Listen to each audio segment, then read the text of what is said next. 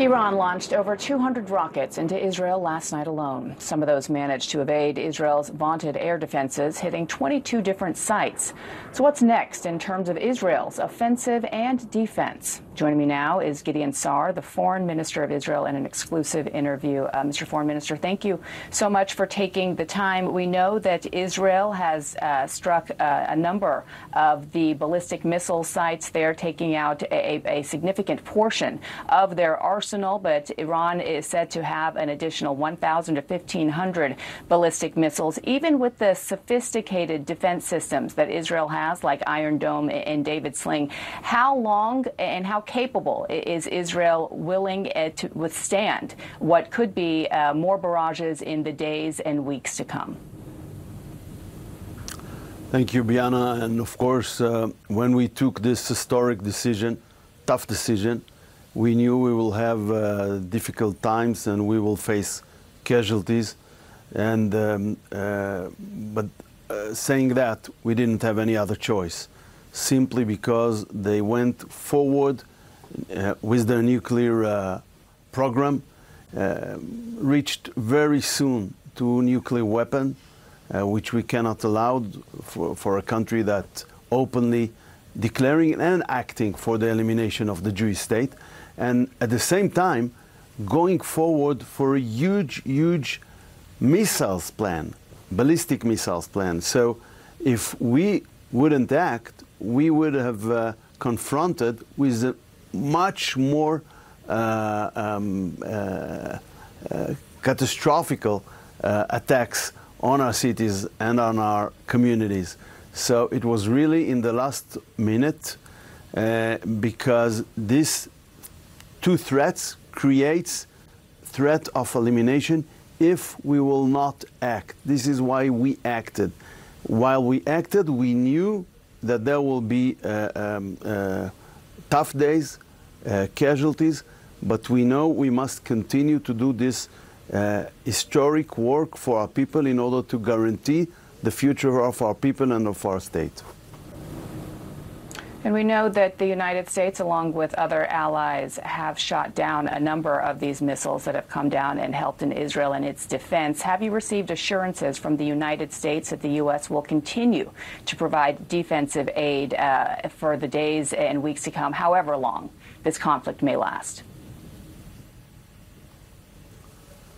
Well, we have aid from the U.S. in terms of defense, as we had when we had previous attacks of Iran on April 24, on October 24. We had hundreds and hundreds of missiles and drones in each of these daily attacks at the time. We are thankful for the U.S., for the administration, for the president, for the aid, and I believe that what we are doing as an ally for the U.S. and for the Western civilization as a whole is critical in order to get back stability in this part of the world, because nuclear Iran, and Iran which exports terrorism and radicalism to all the Middle East, is the cause for the war we are in since October 7. What we did here, first of all, we took care of Hezbollah and Hamas, two terror states that Iran financed and trained on our borders, and now we are dealing with the head of the snake, with their ambitions, which is in the heart of their plan to eliminate the state of Israel, to get that nuclear capabilities. If we learn something from our history, is when someone is saying, I'm going to eliminate the Jews, take him for his word, don't say he doesn't mean that, and take all necessary steps in order to prevent him to fulfill his goal. How far along are you in reducing and eliminating Iran's nuclear program? We know that there were strikes, severe strikes against the Natanz facility and Isfahan as well. But obviously, as many experts, all experts, and including your ambassador to the United States have noted, the entire operation really has to be completed with the elimination of Fordo.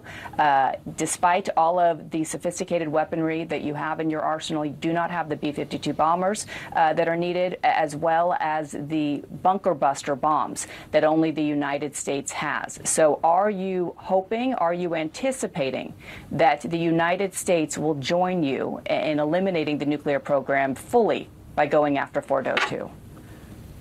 First of all, we did very significant things in terms of hurting this nuclear program. Not only hurting the main enrichment facility, which is in Natanz, but also to took out those leaders of the nuclear program, mainly those who push it forward, push for the weaponization of this program. It's something that blocked its progress in a very crucial moment. So we, Israel, we will do whatever we can do in order to stop it. Of course, the U.S. Is a sovereign state. They have their calculations, and they'll decide. I'm not speaking for the U.S. We say thank you for what the U.S. Support Israel, but it is not for us to decide what other nations will do in that context. So what does success look like for you if you don't have the B-2 bombers supplied by the United States in assistance, as well as its bunker buster bombs? How much longer will this go on before Israel can declare success if you are not able to unilaterally go after Fordo? We have significant success already. And I can tell you, Biana, that our assessment was that they are within reach of maybe less than 6 months for atomic bomb, and they have enough material, they enriched enough for 9 nuclear bombs. So we already did something which was crucial, and we did it in the last possible minute. We are continue to deal with the threats. I can tell you that during this night, due to the fact that we have now more ability to freely fly over Tehran, we attacked also targets, objectives that is connected to the nuclear program. So that is really important. We hadn't finished our job. We still have objectives which is connected to the missile program, strategic weapons, nuclear program, and we'll continue to work there. Prime Minister Netanyahu said in his first statement just hours after this war began that this was a day of liberation for the Iranian people. So is the ultimate goal here to eliminate the nuclear program, or is it regime change? Is the Supreme Ayatollah and leader, is he a potential target? The goal is not a regime change. I mean, the cabinet, the security cabinet had decided on the objectives. It was not one of the objectives. This is for the Iranian people to decide. We, Israel, we don't see the Iranian people as our enemies. We had great relations with Iran until 1979, until the Islamic Revolution, when a very fanatic and barbaric regime came to power. And these are the people that chant death to America, death to Israel, and they put as an objective to eliminate the state of Israel. But if you will ask in closed room also other countries in the region, they would happy if this regime will stop its oppression over the Iranian people, and we will have a different one. But it's not for us to decide. That's for the Iranian people to act or to do what they want to do. We took as an objectives the nuclear program, the ballistic missiles program, the elimination program. It's all things we must stop and create the conditions for moves afterwards that also will able to achieve these objectives.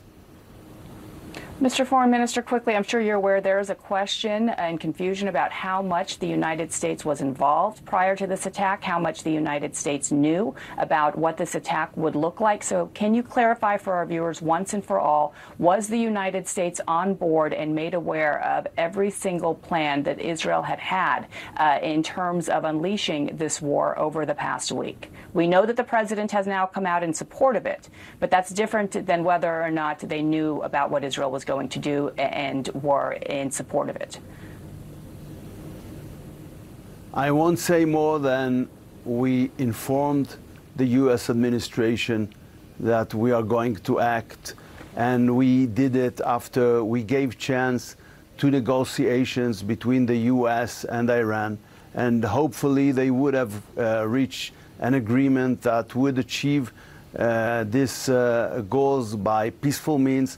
But Iran was not there. Iran just wanted to waste time and continue, and they even during negotiations push forward the nuclear plan. And just the previous week, we've heard the decisions of the IEA. Iran is in a situation of non-compliance. They breach everything they were committed to. I'm not surprised the Iranian foreign minister canceled the interview with you. So after all other options are gone, we must take care of our security and of our existence. Of course, we informed the U.S. as friends and allies that we are going to operate. Mr. Foreign Minister, thank you so much for the time. We appreciate it.